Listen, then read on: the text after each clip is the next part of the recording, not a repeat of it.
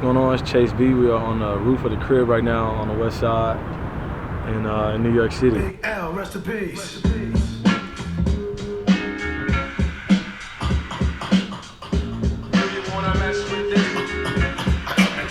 Busy as hell, honestly. I don't think I've ever been this busy like in my life, which is like the point. I'm probably on the plane like 4 to 5 days a week at this point. Since like 2018 started, yeah, like every other day. Back and forth between like Vegas and LA. Coming back here and like trying to get home to Houston and just whatever. So it's just a lot of running around and shit, but you know, it's tight. That's what I wanted in the first place though.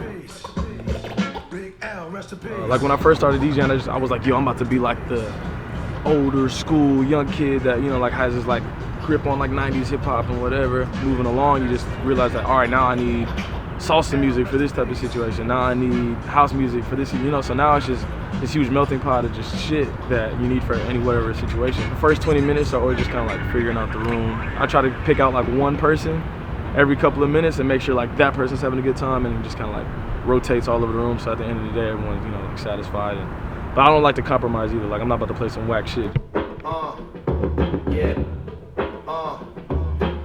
don't like have like preconceived sets or anything like that, but I definitely think about it before I plug my computer in and shit. Traveling the world is just like, I honestly never even thought that this could happen. I started DJing at Howard for like the college radio station and shit. I just wasn't that good at first. Yeah, my whole end goal was just like, I wanted to be like on the radio in Houston and be like this big Houston radio personality. Moving up here just kind of showed me like, oh, you know, you can do this in other cities and you can, you know, possibly do this like around the world. You know, I still feel like I'm not even like halfway done with what I want to do, but you know, it really just showed me like how big your brand can get and how many different types of people are on the world, and just, you know, how many different types of music and how they can all be infused together and shit. Like, it's fire. So just traveling really just changed my whole perspective on how far you can take your own craft. Like, everything can potentially get bigger than what you're doing right now.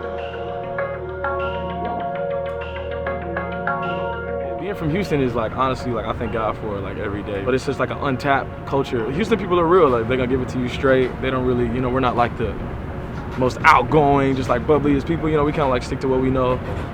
It's like a very prideful local city, you know, but at the same time it's a huge metropolitan area, you know, it's like the third biggest in the country. So we kind of have like our thing going on out there. So it's like, it means a lot to me to be able to like bring that kind of style into like what I'm doing and like just branch it off into the rest of the world. I try to incorporate it as much as I can, whether it's just like a random song or just like saying something specific. When I meet people, I wanted to like make sure that they know like where I'm from, you know? I literally just gave away like 70 pairs of shoes after fucking the hurricane hit Houston. I just gave away like 70 pairs after the trip. Man, yo, what's dope with me and him is that we never really like rehearse. Like there's times when like I'll just start playing a beat and he'll freestyle over it, whatever. Like we never rehearse that type of shit. It just kind of happens in one show, and we'll both know if we fuck with it or not. You know, we still do it to this day. You know, like we started doing that a couple years ago. You know, I've been doing every Travis show since like 2012 or some shit. Whenever we started doing shows, so we just have that chemistry at this point, and just because I've known him for so long, it's just a blessing to like be able to do shows with somebody you've known for so long. Because I know it doesn't have to be like that. You know, like artists all the time are just looking for DJs to go on tour with them and shit, and I've never had to run into that problem and vice versa, you know, so it's really dope that we can do this together, like simultaneously, you know. Yeah, like Ashton's downstairs right now, like we went to college together. You know, my birthday's this weekend, my homie Trent's flying in. It's really cool to like not have to go out and put my trust into all these different people when I can just look to the people I've known for so long. Play a lot of video games and shit, a lot of 2K, a lot of FIFA. Just actually like going out and playing basketball, like over the last couple months, that's been like my main thing. Obviously I'm not going to like the league or no shit like that, but it's like, it's something that you can get better at. Like why not, you know? I gotta learn how to cook, yeah, that's like, yeah, I suck at that shit, but I'm gonna get nice though. Yeah, that's like an important thing because, you know, obviously like Illroots was like the start of all of that with the Illroots radio shit. For the people that don't know, me and Wax started Illroots radio probably in like 2000, I don't even know, maybe 2011, 2012, something like that. And it was just like a monthly mix of just like the new music that would come out. We premiered a lot of cool ass shit, like a lot of songs from like Chance, even like Tribe, you know, like a lot of cool shit was premiered through those Illroots radio tapes. Now, pretty much the same format. Every month, like since I've been doing Illroots radio, every month since like 2012, I think in like February, I've had a folder of like the new music that comes out that month. So even now, like 2018 is like 2018 January, 2018 February. I just record it, and they're usually around like 45 minutes to an hour long. And I just put it out. Like it's not like a whole process. A lot of people like try to have their input on it and tell me like, oh, like you should do this next time or have more drops or do exclusives, but it never really was about that. You just want something like pregame to, or like ride to, or work out to, or hoop to, or like whatever. And that was just it for me. Like, I didn't think a lot of people would even want to listen to it. It was just like, oh, I'm gonna put this on my SoundCloud so that I can play it on my Sonos. You know, it just like took off. I was like in the middle of that old school meeting the new school. My whole influences were like, you know, like obviously like Clark Kent, Jazzy Jeff, and like Kid Capri, like really old school guys that were focused on like rocking the party more so than just like a playlist or like a set list. It was really just about the music and knowing how to DJ. Not physically learning from those guys, but just learning from afar, just off of YouTube and whatever I could take in. To apply that to the music that's coming out now, I feel like is really, you know, like a little bit unheard of. Make sure it's the right pair. You can't see all of it. Oh, that's the right pair. I came up in a very like analog phase of where I wanted to DJ at. So I think that really sets me apart. Like even I was talking to Wiz in the club yesterday. He was like, man, that's why I fuck with you, man, because you know, you actually like still scratching the club. Like people don't really do that. And I try not to OD on it, but it's still like it means a lot to me to like bring that like energy from a DJ into, you know, parties or just even like mixes on SoundCloud or whatever. I really appreciate the old school, but you know, I understand that it's like transitioning into, you know, you can't be such like a try hard, you know, like technical DJ at the same time.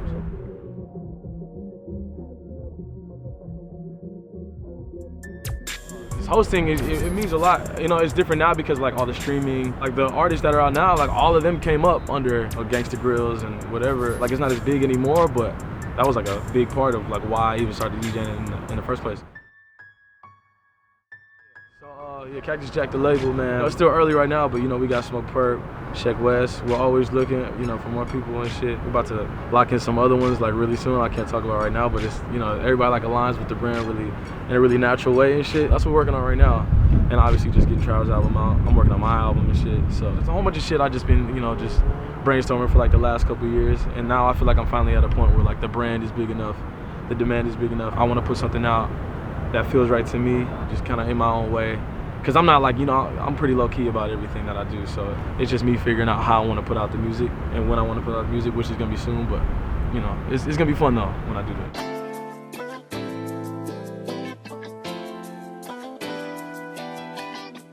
With Astroworld about to come out, like I know it's about to be just like a long run of just tours. My credibility is like big enough to where I can move things around more than I could before. Like back then it was like, oh, you can't do this? Like, all right, well, fuck it. Like, you know, see you later. Now it's kind of like, all right, we'll manage around your schedule and shit. Everything's just kind of coming together at like a really good time. I'm excited for this tour though. This is Trav like real like headlining, like I'm the shit moment. It's really important to me to be a part of that. Like, Trav will get on stage and be like, oh, my album's coming soon, right? And then like everyone just hits my Instagram like, oh, like what the fuck? Like drop the album. Like I just have it like on a flash drive and I can like upload it.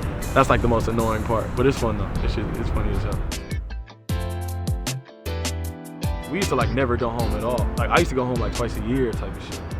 And now that we both are like really involved in like, you know, even with like the Rockets and the Astros just literally won the World Series, like shit is crazy right now. And for this album to be coming out now, like the whole city is just like behind it.